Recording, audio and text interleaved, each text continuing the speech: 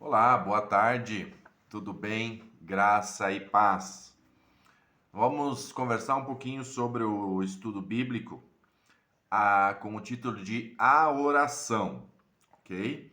Esse material nós usamos então no pequeno grupo de 214, de 4 a 8 de março, e depois usamos ele de 11 a 15 de março. O nosso pastor, o nosso autor aqui do nosso livreto, ele começa com o texto que está em 1 Tessalonicenses, capítulo 5, versículos 17 e 18. Orai sem cessar, em tudo dai graças, porque esta é a vontade de Deus em Cristo Jesus para conosco. Primeiro tópico que nós abordamos foi como orar. Certa ocasião, os discípulos de Jesus procuraram-no e lhe pediram que os ensinasse a orar, né? Está lá em Lucas capítulo 11, versículo 1. Jesus ensinou também o novo crente precisa aprender a orar. Mateus capítulo 5, versículos 5 e 8, encontramos conselhos dados por Jesus antes de ensinar como orar. Ele ensinou que a oração deve ser feita para ser ouvida por Deus e não com a finalidade de ser vista e apreciada pelos outros, né? Pelos outros homens.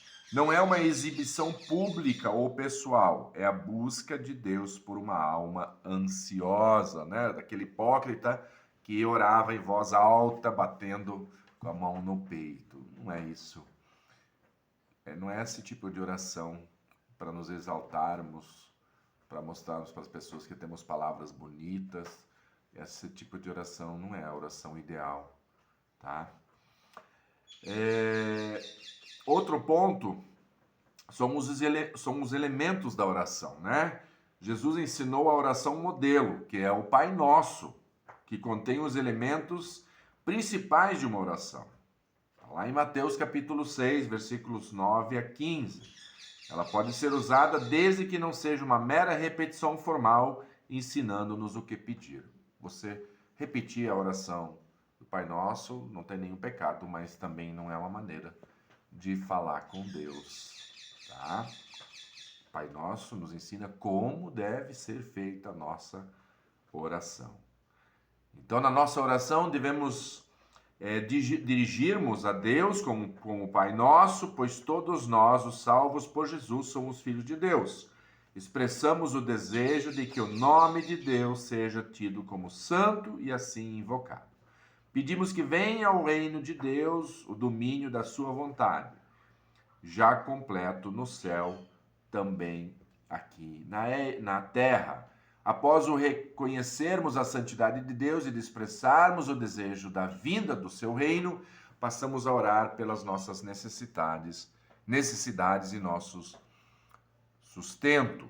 Rogamos o perdão dos nossos pecados na proporção de como perdoamos aqueles que estão em falta conosco.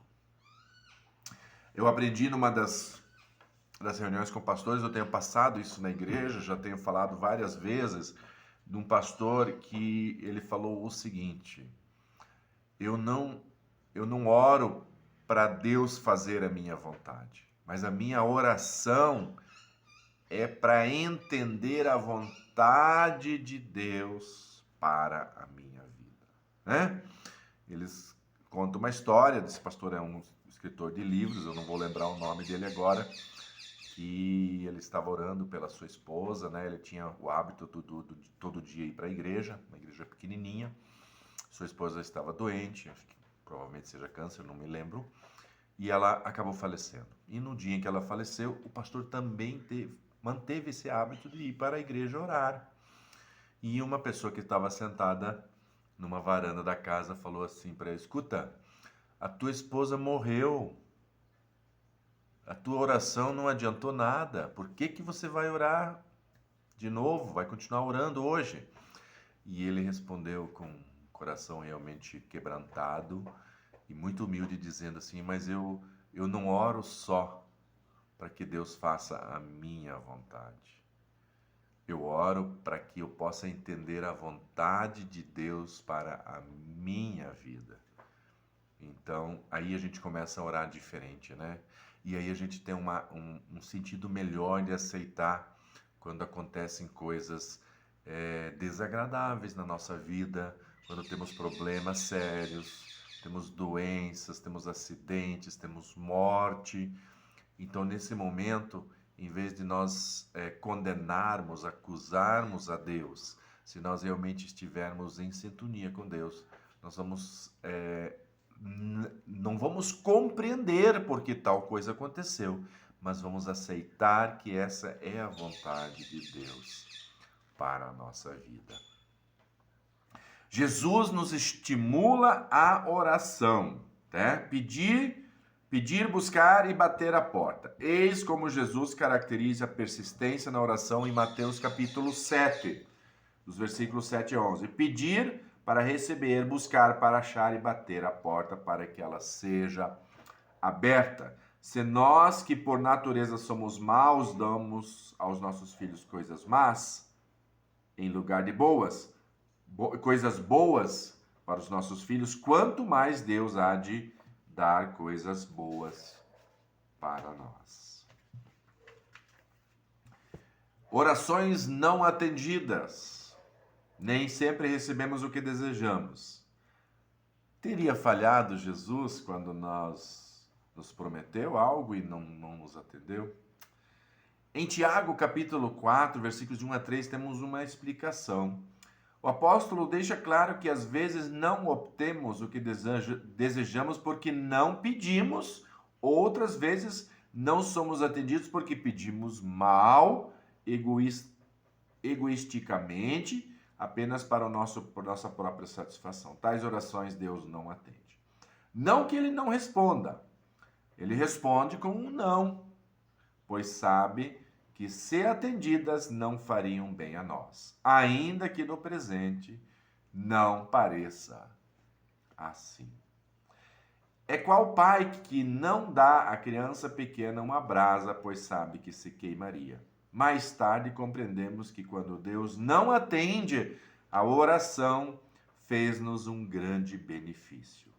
No Getsemane, Jesus, ao orar em muita angústia, soube incluir na sua oração: todavia, não se faça a minha vontade, mas a tua. Lucas 22, 44. Estamos saindo da Páscoa, né? Então, nossas orações, quando pedimos as coisas para o Senhor, e tem muitas coisas que nós precisamos mesmo, e podemos e devemos pedir, mas quando nós pedimos, que nós possamos sempre encerrar a nossa oração dizendo: Senhor, mas que a sua vontade seja feita, porque o Senhor sabe o que é melhor para a minha vida. É dessa maneira que precisamos nos dirigir ao nosso Pai Celestial. Modalidades de oração. O apóstolo Paulo aponta várias modalidades de oração. 1 Timóteo 2, 1 e 2, pode ser de súplicas, né? Pode ser uma oração onde nós suplicamos a Deus, né? Não tem problema nenhum. Pode ser uma oração de agradecimento, mas pode ser uma oração de realmente, como nós falamos antes, uma oração de conversar com o nosso Pai Celestial, explicar o nosso sofrimento, a nossa dificuldade que nós estamos passando e pedir para que o nosso Pai Celestial nos ilumine, para que possamos passar por essas dificuldades. E o Senhor Deus vai agir, o Senhor Deus vai responder, vai sim, podemos e devemos crer nisso.